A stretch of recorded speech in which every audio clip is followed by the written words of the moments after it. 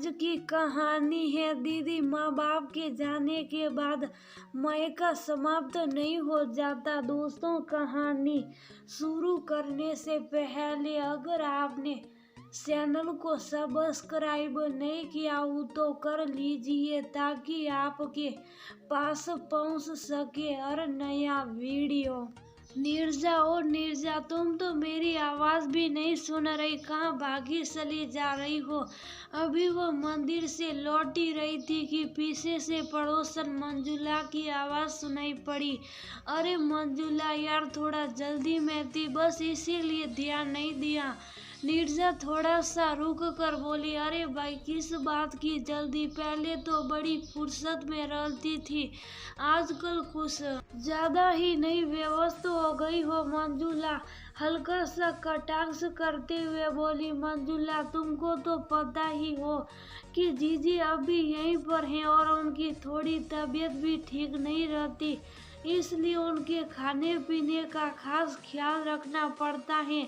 नीरजा, कहीं ऐसा तो नहीं कि तुम्हारी ननन का यही टीकासन डालने का इरादा हो? कहाँ हो? तुम्हारे बेटे की शादी में आई थी, सारे मेहमान तो एक करके चले गए, यहाँ तक कि तुम्हारी बेटी भी, लेकिन वही अभी ठीक ही पड़ी है। मंजुला थोड़ा बेशर्मी से बोली। मंजुला, क्या कर रही हो तुम?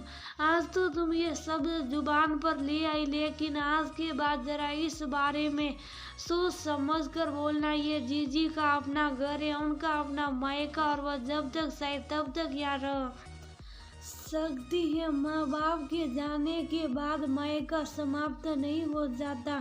बताना तो खैर नहीं चाहिए तुमको, लेकिन फिर भी बता रही हूँ। जीजी तो रोज ही जाने के लिए कहती रहती हैं और जीजाजी भी रोज ही उनको भेजने के लिए फोन कर रहे, लेकिन मैं और मनोज ही उनको नहीं जाने दे रहे। तुमको पता नहीं जीजी मेरा कितना काम संभलवाती हैं।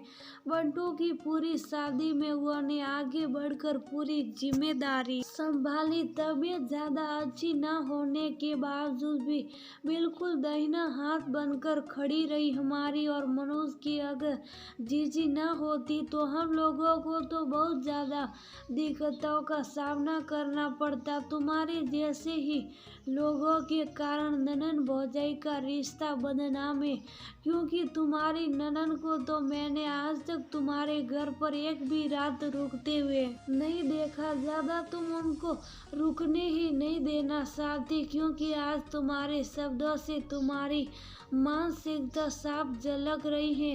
नीरजा के शब्दों में रोष साफ झलक रहा था, क्योंकि उसको मंजुला की बात बिल्कुल भी अच्छी नहीं लगी। अरे तुम तो बेमतलब नाराजी होने लगी। नीरजा का रोष देखकर मंजुला बात बनाते हुए बोली, तुमने बात ही ऐसी की। नीरजा अभी भी गुस्सा में थी।